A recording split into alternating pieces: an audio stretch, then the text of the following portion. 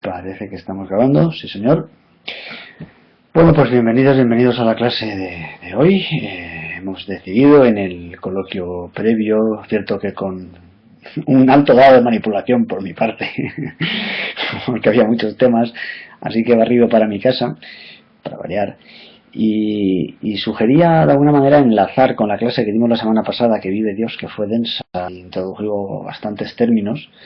Lo cierto es que sí sois unos blandos, porque me interesaba rematar la faena. ¿Por qué? Porque de alguna manera la semana pasada, si recordáis, hablamos de nada menos que de los primeros, el primer libro seguramente explícitamente escrito sobre estética, que es la Poética de Aristóteles, ¿verdad? Y en ella Aristóteles define el drama como la imitación de una práctica, la imitación de una acción. Pero vimos que no era ni cualquier imitación ni cualquier acción. Hablábamos del concepto clásico de acción y el concepto clásico de praxis, que es la palabra que utiliza Aristóteles, el mimesis praxeos, la imitación de una praxis, y le veíamos que la praxis era aquel hacer, que de alguna manera era un hacer susceptible de definir a un sujeto, susceptible de constituirle como tal, y constituirle de un modo absolutamente diferenciado de otros tipos de sujetos. No diferenciado en el sentido de la identidad individual que tenemos los modernos, sino diferenciado en el sentido ético, en el sentido del ethos, del carácter, diferenciado en el sentido de que es un tipo de bicho, de criatura, diferente de otros tipos de bichos y de criaturas diferentes. También veíamos que cuando juntábamos todos esos tipos de bichos, de criaturas diferentes, que llamamos con más o menos criterio humanos, obteníamos aquello que llamamos un repertorio de quehaceres, un repertorio de conductas, de acciones, el reflejo de las cuales se manifiesta a través de la estética. Y a través de esos reflejos, a través de esas imitaciones, es como una cultura se construye sus referentes. Y como sabe, si puede ser saber a nueces o a manzanas. De alguna manera repartirse, ¿verdad? Vale. Y veíamos que no era cualquier imitación. Veíamos que era una imitación que de alguna manera establecía lo que Aristóteles llamaba un mitos. Y un mitos, de la misma raíz, usamos todavía la palabra mito, un mito, según Aristóteles, recordáis, era una distribución de los eventos, una organización de los sucesos, es decir, una estructura, como decíamos más recientemente, ¿no? De tal forma que un drama, una buena obra literaria, imitaba una praxis, una práctica con la que nos podíamos acoplar, y lo hacía utilizando una estructura que podíamos comprender. Esto nos llevaría a hacer un primer diagnóstico sumamente cruel sobre el arte contemporáneo, si queréis. Es decir, si el arte no imita una práctica, entonces es irrelevante, ¿verdad? Porque no tiene nada con lo que nos podamos acoplar. Y si no tiene una forma, si no tiene un mito, una trama, entonces es incomprensible. Seguramente buena parte del arte contemporáneo, y esto os gustará de uno, es a la vez incomprensible e irrelevante, porque ni refleja una práctica con la que podamos acoplar, ni lo hace tirando de una estructura, de una trama, que nos resulte de alguna manera susceptible de ser seguida, ¿verdad? Pues bien, ante ese diagnóstico demoledor y cruel respecto al arte moderno, al contemporáneo, no nos podemos quedar tan a gusto, tan tranquilos, si es que alguien queda tranquilo, y deberíamos ir un poco más lejos. Entonces estaba yo, mis niños, otro día leyendo, espera que me están saliendo aquí pantallas emergentes, no quiero actualizar a nada. La trama no es la explicación que el autor da de su obra, vamos a ver, no exactamente. La trama en Aristóteles es meramente una distribución de los hechos. De hecho todavía se ve en las pelis malas, en las pelis porno, pero en las comedias de Hollywood y tal, hay una trama muy sencilla que de alguna manera una estructura de expectativas más bien, una estructura de ritmos, de cumplimientos, ¿no? En que una cosa lleva a la otra y de alguna manera te permite, es como una estructura de complicidad. Si os acordáis, en alguna ocasión, en algunos textos hemos manejado que toda experiencia estética es un juego entre familiaridad y extrañamiento, entre cosas que nos permiten acoplarnos y cosas que nos mantienen desacoplados, que nos mantienen inquietos, nos mantienen despiertos, ¿verdad? En ese juego entre familiaridad y extrañamiento es en el que se sitúa Aristóteles. La praxis, la práctica, es la de otro, es la de un personaje, Edipo, Antígona, Aquiles o Ajax, con la que susceptiblemente podemos o no acoplarnos. Pero eso sucede, o sea, llegamos a ella a través de un mito, de una trama, que de alguna manera es una estructura, un ritmo prácticamente previsible, esperable. Lo bueno, lo malo, pero lo bueno de los ritmos es que son previsibles. Y cuando lo pillas, puedes seguir la tonadilla, puedes seguir el compás, ¿verdad? Pues en una obra literaria pasa lo mismo, a diferencia del arte contemporáneo, que muchas veces carece de estructura. Pero vamos, antes de liarnos mucho con los debates, vamos a seguir un poco el hilo, ¿vale? Porque si no me pierdo, pues yo estoy un poco fatal. A donde quería llevaros es a precisamente qué le sucede a un personaje tan nuestro, tan entrañable como Don Quijote. ¿Por qué Don Quijote no puede imitar la práctica de los caballeros andantes, con los cuales se acopla de modo evidente? Entonces, esa sería la pregunta que os plantearía. ¿Y qué pasa con la modernidad? ¿Qué sucede con el mundo moderno? Empieza en el Renacimiento, si queréis, o con la disolución de las estructuras feudales y el inicio del capitalismo, digámoslo. ¿Qué pasa con ese mundo para que ya no sea posible una imitación de la práctica? Para que cuando alguien intenta imitar una práctica como la de los caballeros andantes, haga el payaso de una manera tan espantosa como le pasa a Don Quijote, o como le pasa a Madame Bovary, quizá, que intenta imitar a sus heroínas románticas de novela, ¿no? Enamorándose del aristócrata este sinvergüenza y follaringuis. ¿Qué sucede con el mundo contemporáneo para que la imitación de la práctica, la mimesis praxeos, sea imposible? Esa es la pregunta que lanzaríamos y vamos a intentar trabajar un poco sobre ella. Vale, tomámoslo como un ejercicio de reflexión que nos permita pues hincarle el diente a varios de los temas que estáis planteando, que tienen que ver con arte contemporáneo, con ilustración, con renacimiento, sobre todo que estáis mandando muchos trabajos, y además en Castilla. ¿Qué está pasando? A ver, vivo en un mundo paralelo, en Castilla, no sé, en Castilla es un mundo paralelo, ciertamente. A ver, lo primero que a mí al menos me saltaba a las mentes es que parece difícil para los modernos, para nosotros de hecho, acoplarnos de un modo, por así decir, de una pieza, acoplarnos sin resquicios con un personaje, tanto como hace Don Quijote, que de alguna manera se funde con ese personaje y pretende replicarlo de un modo mecánico, de un modo completo, ¿vale? Entonces parecería que los acoplamientos en los que nosotros nos podemos reconocer pueden ser más acoplamientos parciales, pueden ser como pequeños aspectos de una práctica en la cual reconocemos. No nos reconocemos en el personaje entero con toda su hechura y su disfraz y sus armas antiguas, sino con determinados pequeños gestos o sí, gestos, recordáis del verbo gedere, del hacer, del tercer significado del hacer en latín, pequeños gestos, pequeños detalles que nos ayudan a explicarnos a nosotros mismos. Este tipo de acoplamiento parcial seguramente sería más interesante que el que sea más interesante, más cercano a nosotros, más comprensible que el que pone en acción Don Quijote. Quería recordaros también, y para ir introduciendo elementos que os ayuden a hacer vuestros trabajos y a ir planteando cuestiones, quería introduciros la teoría de la novela de Lukács, que no sé si hemos hablado de ella o habéis leído alguna cosa en artículos y tal. ¿Os suena? No.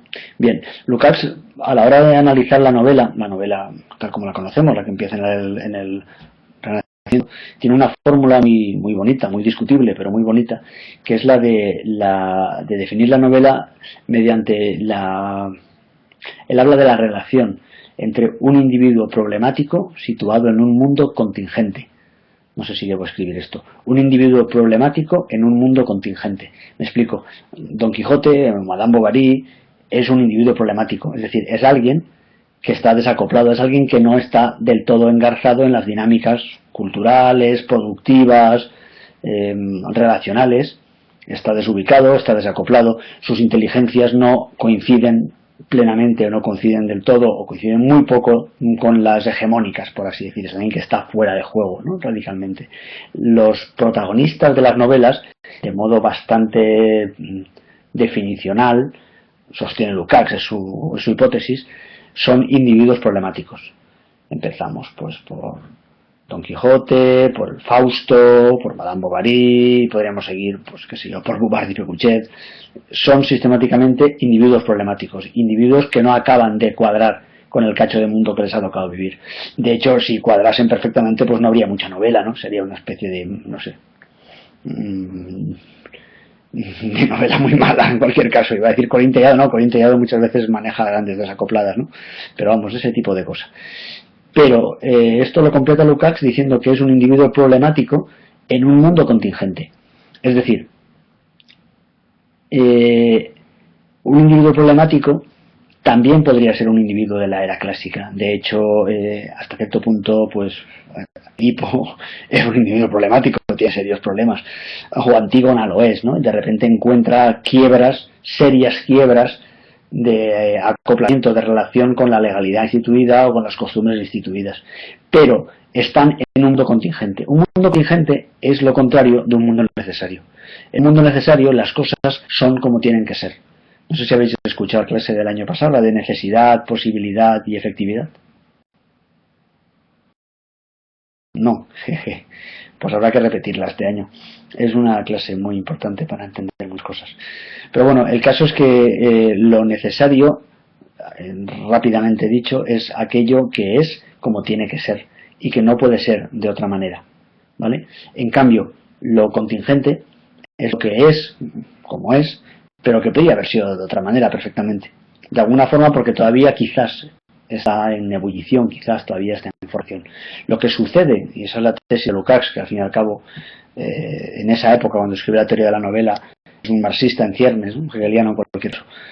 Lo que sucede con la novela es que de alguna manera está ya situada en un mundo contingente, en un mundo que es el del capitalismo, al principio de todas las quiebras de la sociedad feudal, de los grandes movimientos de población hacia las colonias y hacia las ciudades. Se está prácticamente invirtiendo los equilibrios poblacionales, productivos y tal en toda Europa, y lo que eso trae de sí es una tremenda inestabilidad de los patrones de conducta, de los patrones de producción cultural, de los patrones productivos, clarísimamente. Y eso quizás hace que el mundo sea percibido como algo más chapucero, como algo más a medio hacer, de hecho por hacer, ¿no? Entonces, claro, lo jodido de la novela es que estos individuos problemáticos encima aterrizan en un mundo contingente, lo cual hace la cosa como más, ¿verdad? O sea, como que no hay manera, es un roto para un descosido. No es que alguien tenga que marcar lo que tiene que ser, es que de alguna manera en todos los ciclos culturales, digámoslo así, cuando un modo de producción ha generado, en términos marxistas, ¿verdad? Cuando un modo de producción está de alguna manera completamente estabilizado, si es que puede llegar a estarlo, la relación entre las relaciones de producción y el modo de producción cuadra de un modo más cerrado, ¿verdad? En cambio, cuando está en ese estado de ebullición, encontramos, según Marx, insisto, que las relaciones de producción, que las fuerzas de producción existentes de alguna manera están incómodas, están inquietas dentro de ese modo de producción y están pugnando por instaurar otro. Pues bien, esto en general, en términos culturales, en términos estéticos, se ve también. Se ve porque está todo como realmente cogido con alfileres. Y de lo que está hablando Lukács en la novela es de esto, de que no existe un mundo completamente estabilizado, definido. Ahora lo pasaremos esto a nuestros términos, porque nos puede ser interesante. Y que encima hay un individuo que efectivamente no encuentra acoplamiento en ese estado de cosas. Y todo eso lo tenemos ahí junto. ¿Me vais siguiendo? Bien, con eso tenemos, fijaos, esto estoy intentando poner en relación la teoría de la novela de Lukács, que es más o menos marxismo aplicado al arte contemporáneo, y hace una gran tensión lingüística para acercaroslo a lo que hablábamos la semana pasada con Aristóteles, ¿vale? Entonces, vamos a ver cómo podemos amarrar eso. Y cómo podemos amarrarlo en nuestros términos teóricos, ¿vale? Es decir, ahora vamos a ver en qué sentido, cuando hablamos de este mundo contingente, por ejemplo, en qué sentido podríamos hablar de él en términos rectoriales. No estaremos hablando de que lo que le pasa a Don Quijote, o sea, cuando Don Quijote intenta imitar a los caballeros andantes, para empezar, no está haciendo un tipo de imitación, pues, como diría yo, sumamente pánica, no le falta una especie de fineza, de inteligencia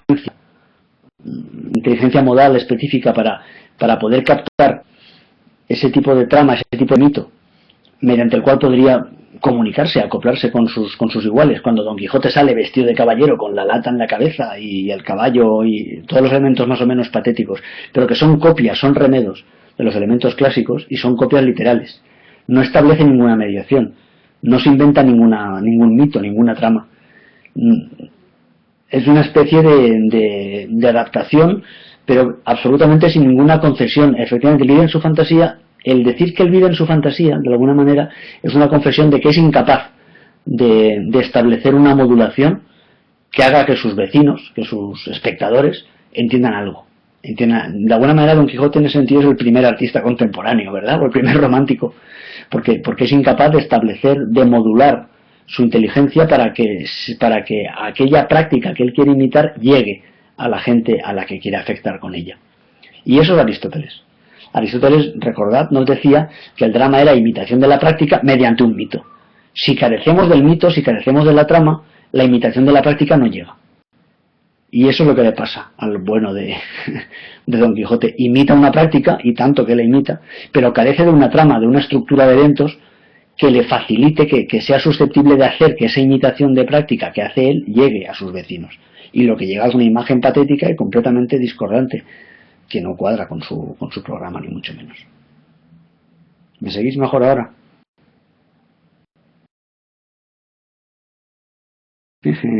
La balza no. Vale, perfecto.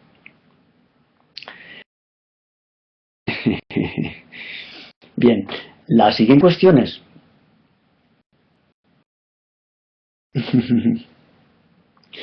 Sí, Don Quijote, más que utilizar un lenguaje desacoplado, no tendremos esta reducido de contenido, a ver que hay muchos comentarios acá.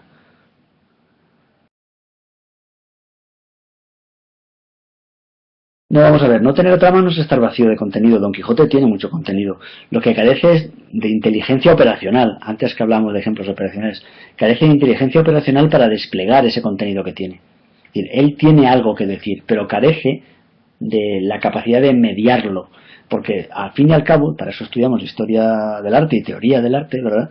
La consistencia de las obras artísticas, las obras de arte, es que son mediaciones. Es que son instrumentos, vehículos, mediante los cuales podemos modular aquello que queremos de alguna manera decir. Y ese decir no tiene que ser un decir reducible a concepto, no es que queramos decir esto o aquello. Queremos, insisto, imitar una práctica, reflejar un conatus, un quehacer. Pero para hacerlo necesitamos un medio, necesitamos un medio homogéneo, que decía Lucas, necesitamos una mediación. De hecho, Aristóteles dedica buena parte de su poética, una vez ha dicho esto de la imitación de la práctica, dedica buena parte de ella a hablar del concepto de trama, de mito. Don Quijote, por así decir, le pasa como a los alemanes en la Segunda Guerra Mundial. Tiene una estrategia interesante, porque de hecho pretende recuperar valores que son defendibles, ¿no? Los de la caballería andante. ¿Quién no cree en los valores de los caballeros andantes, ¿no? Y en deshacer en tuertos. Y bueno, de táctica pues está un poco chapus, porque al fin y al cabo está viejecillo y igual, pero al cabo tiene un caballo, tiene una lanza, y bueno, en algunos combates pues, no lo hace mal el hombre, ¿no? No es tan fino tácticamente como los alemanes, es más chapucillas.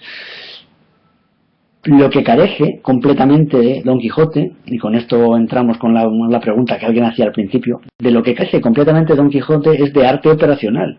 O sea, Don Quijote es incapaz de mediar operacionalmente su estrategia, la imitación de los caballeros andantes, con su nivel táctico, que como siempre pasa en la táctica, tiene que ver con el tacto, con el contacto con sus vecinos, y con el ventero, y con las damiselas y tal. Es incapaz de mediarlo. Y como es incapaz de mediarlo, de alguna manera, en ese salto desde la estrategia, de los grandes valores caballerescos, a la táctica, que supone el contacto con sus vecinos y congéneres, se da la torta y se cae. Se le cae el mundo. Porque carece de ese arte operacional, de esa fineza operacional. Damiselas y mozuelas. ¿Vale? De alguna manera, ahí estamos viendo, amarrando las historias. Don Quijote es una obra muy compleja, no sé si nos va a dar el cuerpecillo para analizarla entera esta noche, ¿verdad? Porque de alguna manera, si la tenéis presente, lo que sucede es que Sancho y Quijote van ambos dos evolucionando, y al llegar a la segunda parte del libro están más o menos, le han dado la vuelta, y está Sancho haciendo de Quijote y Quijote haciendo de Sancho, ¿verdad? Con la ínsula y todo esto. Pero vamos, si os interesa el tema podemos dedicarle alguna clase más detallada, podemos trabajar mis notas y tal. Filosóficamente es muy interesante, claro que sí. Nos viene muy bien, o sea, trabaja muchísimas cuestiones. De hecho, quizás sea de las obras, junto con Hamlet, más interesantes para ver sí, la hemos leído bastante mal, ¿no? Pero nos puede venir bien, en principio, para analizar la correlación entre el lenguaje más cotidiano y sin rigor llamaríamos realidad y ficción, realidad y fantasía, ¿no?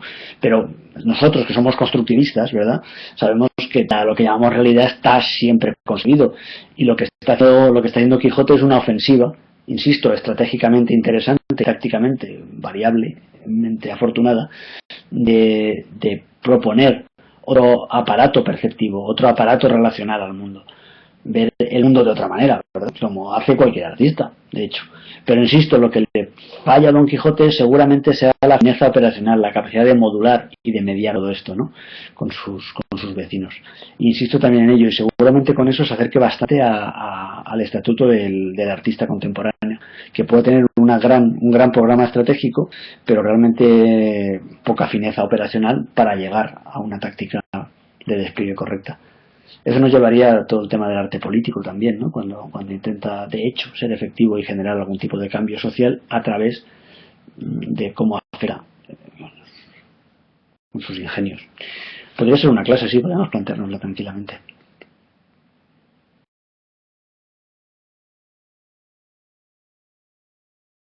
A ver, que me pierdo con los comentarios. Puede ser una clase.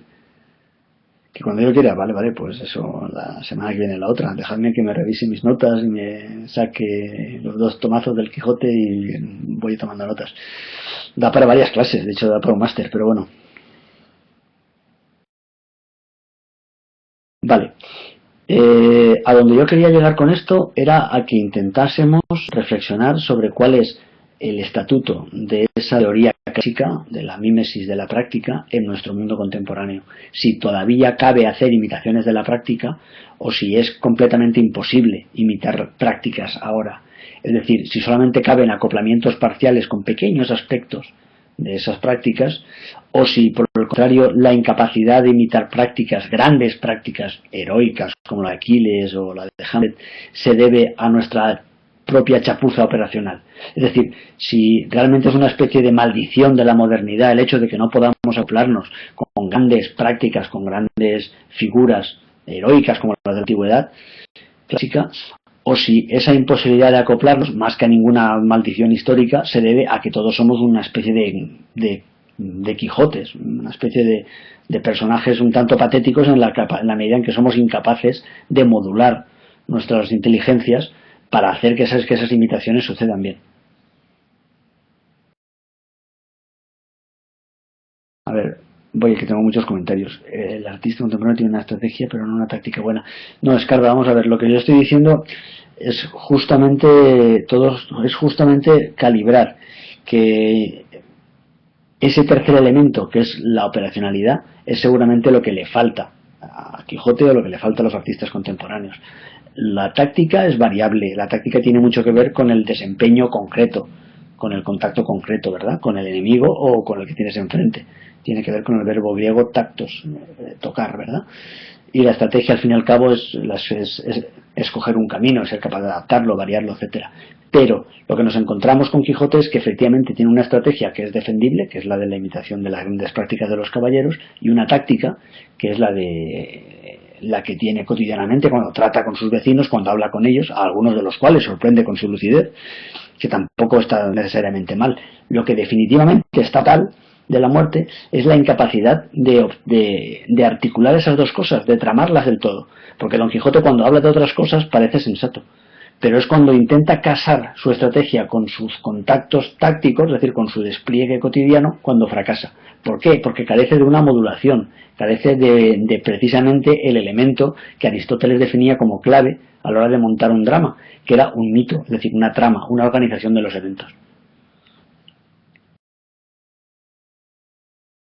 ¿Mejor ahora, Escarda? Perfecto. No sé, me estoy perdiendo un montón de comentarios, porque vais muy rápidos, y eso me alegra muchísimo. No hay nada mejor que yo me pierda un montón de comentarios.